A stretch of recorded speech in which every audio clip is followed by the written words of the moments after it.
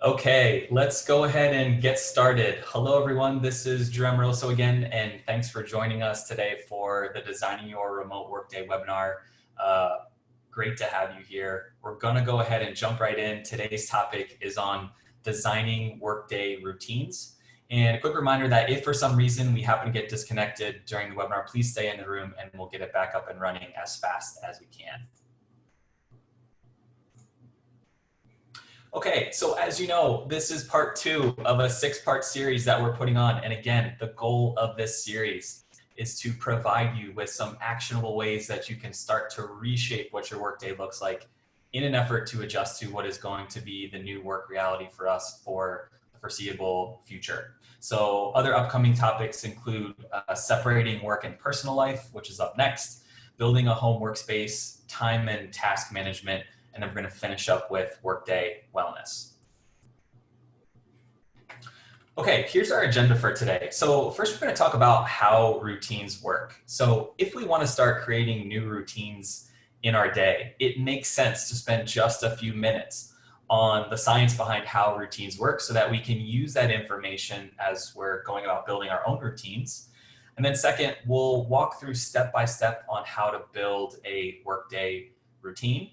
And then we'll finish just by leaving you with some final thoughts, and I'm happy to answer any questions that you might have. As we move through the webinar today, I encourage you to ask any questions that come to mind for you on this topic. So if you look at the bottom of your screen, you should see a button that says Q&A, and that will allow you to ask questions during the webinar.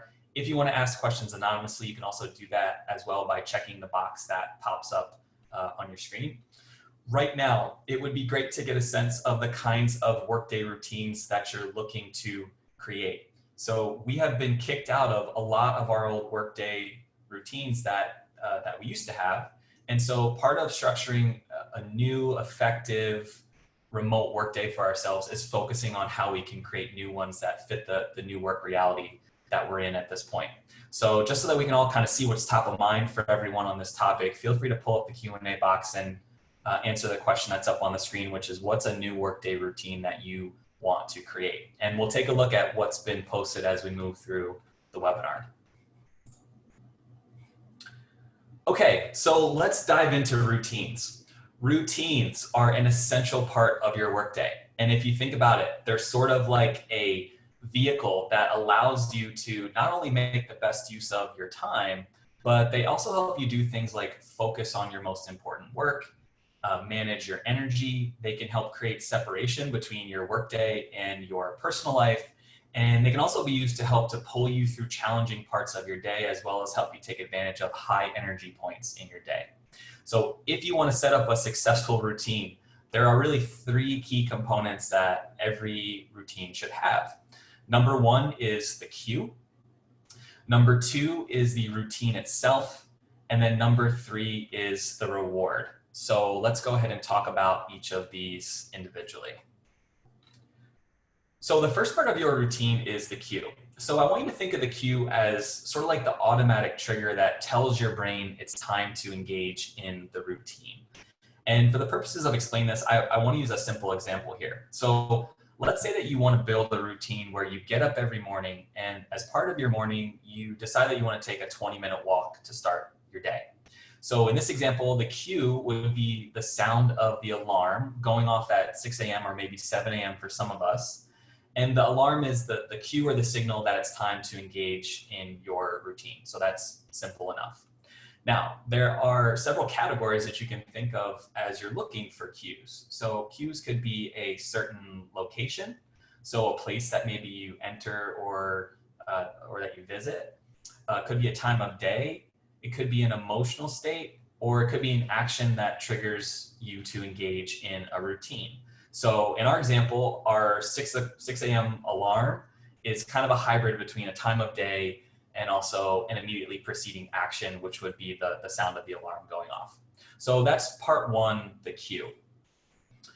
Part 2 is the routine. So a routine, of course, is just simply a sequence of actions that you want to create. And the cue alerts you that it's time to engage in these actions.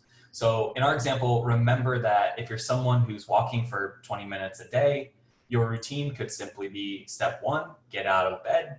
Step 2, put on clothes. Step 3, open the door and get outside and go for a walk. Again, simple enough.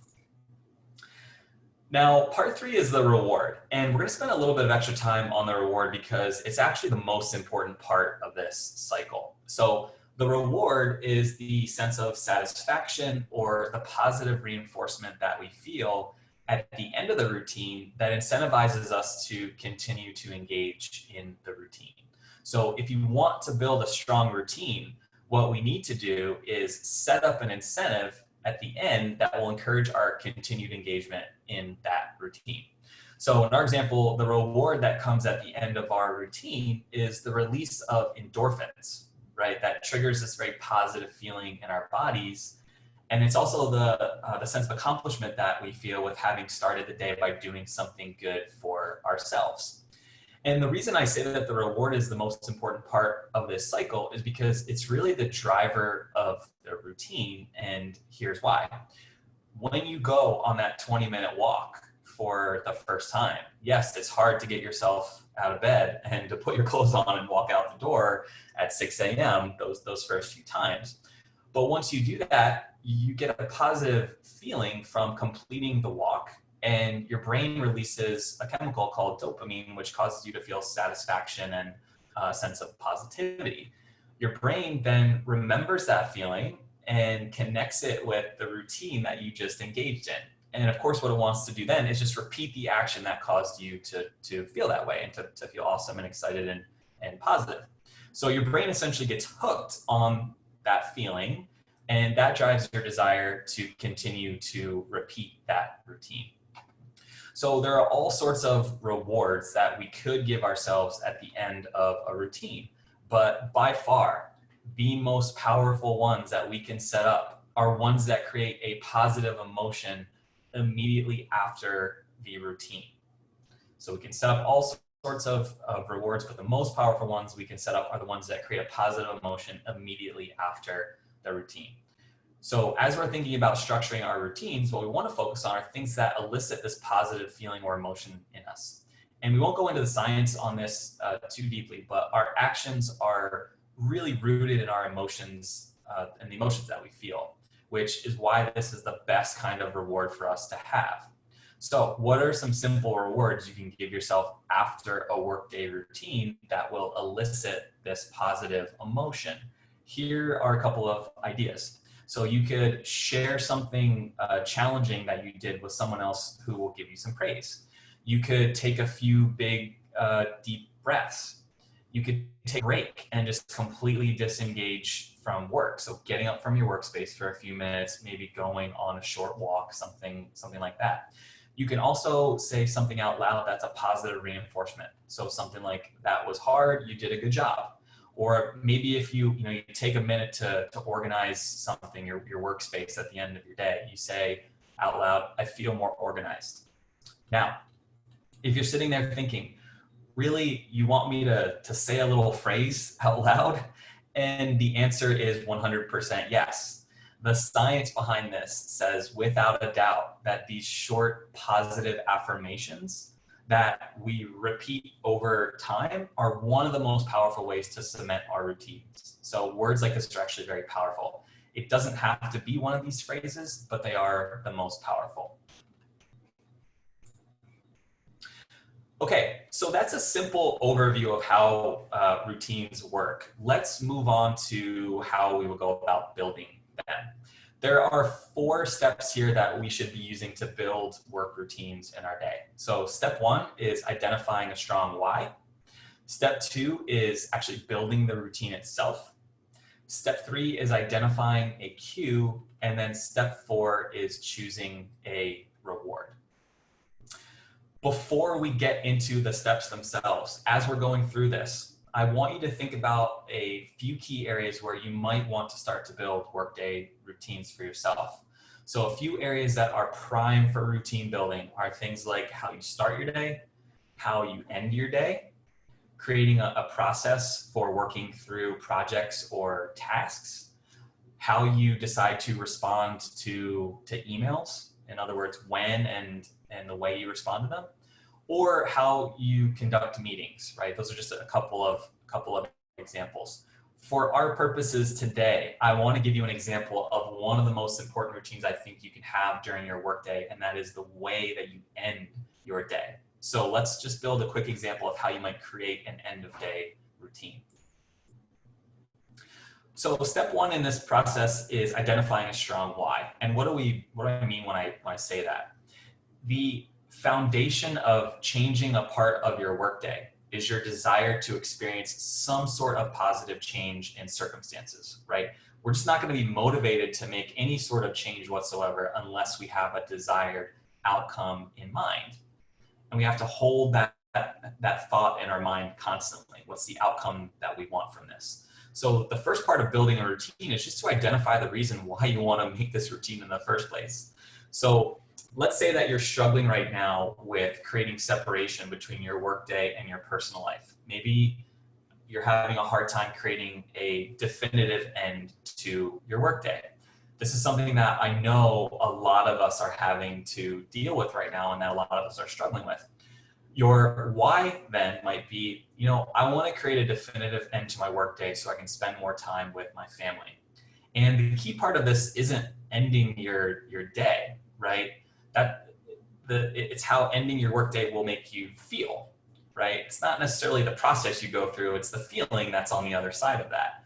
So that's a very strong, important reason, right? Wanting to spend more time with your family. That's a strong, important reason to be consistent with moving through this end of day routine. So step one is just take some time to describe and understand the why part. Now, in step two, we're actually going to go ahead and build the routine. And what we want to do is list out very specifically what the steps are to this process. And I would encourage you to actually write them down. We also want to keep routines simple in the beginning. So I would recommend just a few steps, 3 steps at the most, so that we make it easy for our brains to adjust to this new routine.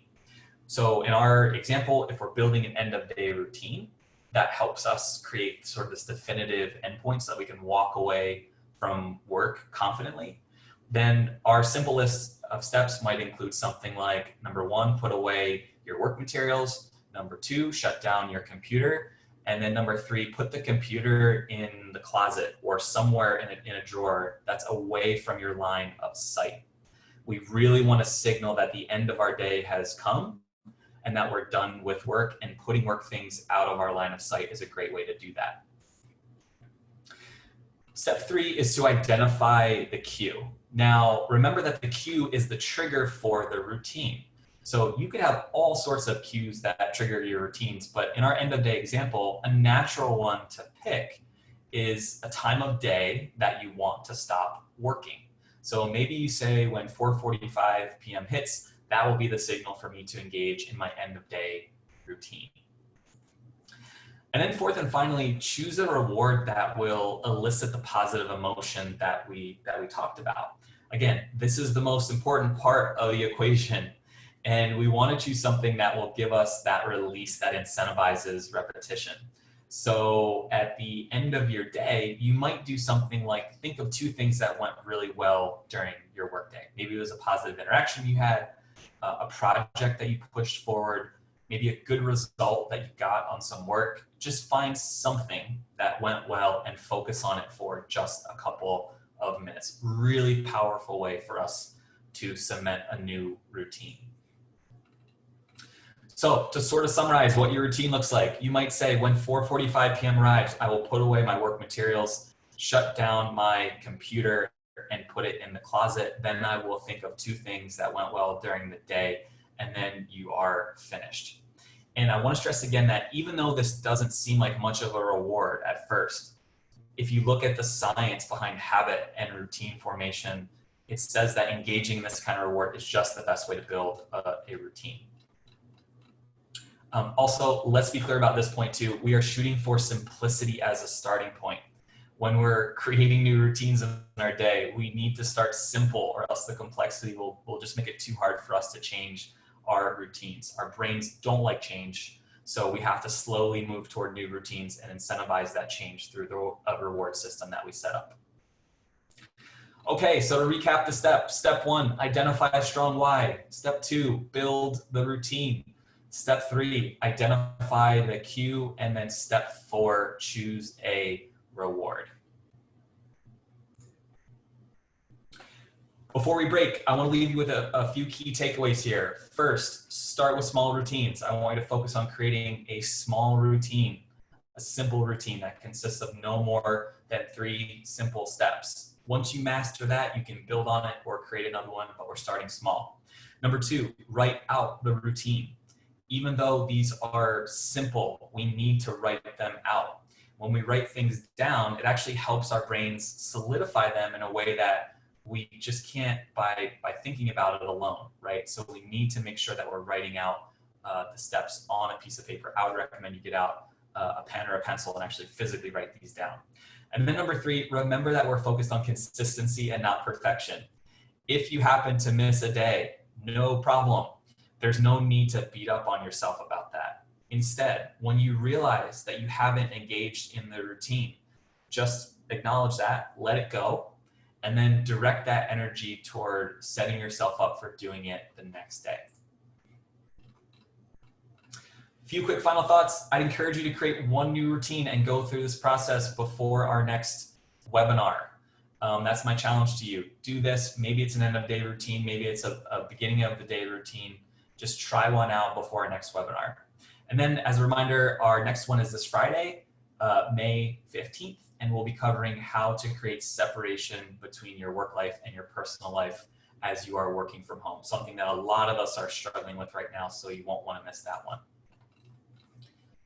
Okay, let's spend some time taking questions if anyone has any.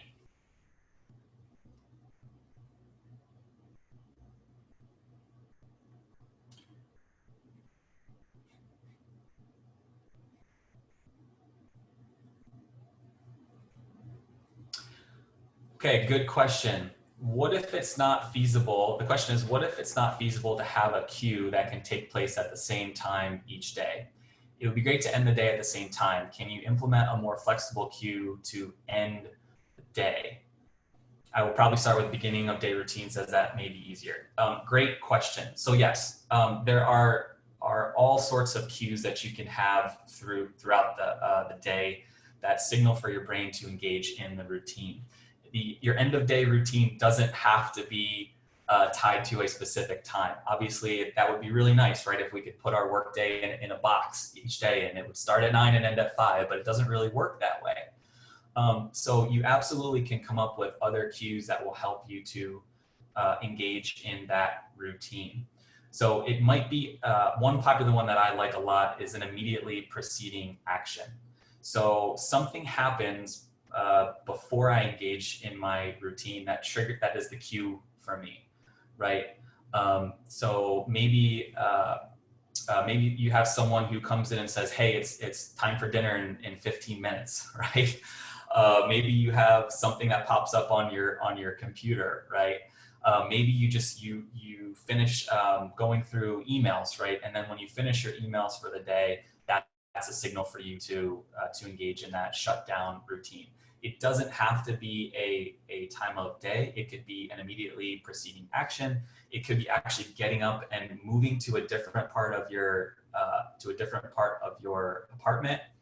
This is something that I've done in the past where if I know that I want to start to shut it down for the day, I'll actually get up from my physical workspace and I'll take my computer to another room. And that's sort of like my 15-minute signal that like, okay, I got 15 more minutes to get this done. And I look at what I need to wrap up before I call it a day. So those are a couple of examples. Does not have to be, the queue does not have to be tied to a particular time of day. Another good question, what are some more examples of good rewards? So yes, rewards are really, as I said before, they're the driver of this entire process. And what we want to focus on are things that will elicit a positive emotion in us. And we also want that reward to be as close in time to when we finish our routine as possible. So if we're giving ourselves a reward, like, well, if I finish at 5 p.m. today, finish work at 5 p.m. today, and do my shutdown routine, I'm gonna, allow myself to have ice cream at 8 o'clock today. Um, that those there's too much separation between the end of your routine and the actual reward. So your brain is not going to be incentivized to do that. So we want to keep it as close in time as possible to the end of the routine. And what we're looking for here is something healthy that elicits a positive emotion. So affirmations are really a good one here. Again, saying things like, you really did a great job today, or I helped out a lot of people today. I helped out this person, and this person today, and I helped to improve their day, right? Anything that is going to elicit some sort of a positive emotion for you is what we're focusing on here. I would encourage you to stay away from external things, right? Like I'm going to give myself, allow myself to have a drink, or to eat a certain way, right? What we're trying to do is elicit some sort of positive emotion and stay away from rewards that are in those categories.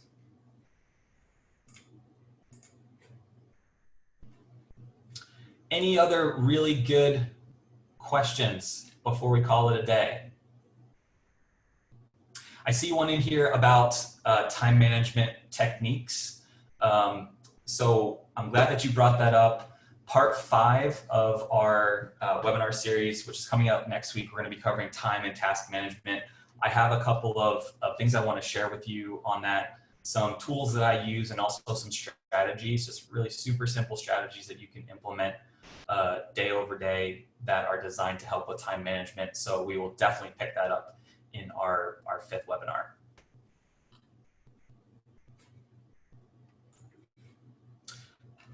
Okay, then we will leave it there for today. Thanks again for joining, everyone. We would love to connect with you and get your help spreading the word about this series.